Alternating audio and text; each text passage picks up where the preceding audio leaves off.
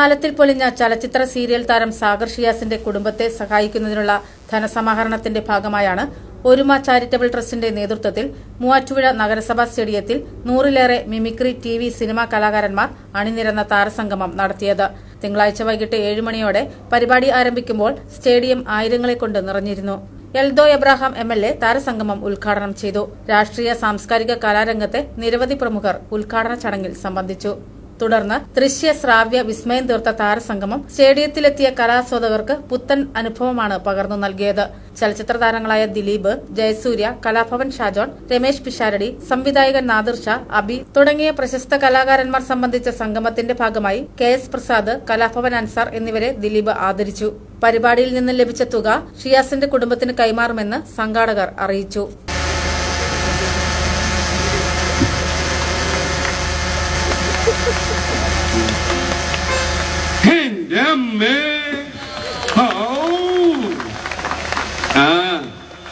എല്ലാരും വന്നിട്ടുണ്ടല്ലോ. ഒരുപാട് പരിപാടി കണ്ടിട്ട് അങ്ങനെ ചിരിക്കാൻ വേണ്ടിട്ടല്ലേ അങ്ങനെ ഉണ്ടായിണ്ടേ എന്തേ പോരെ. KCV news, Muvattupuzha.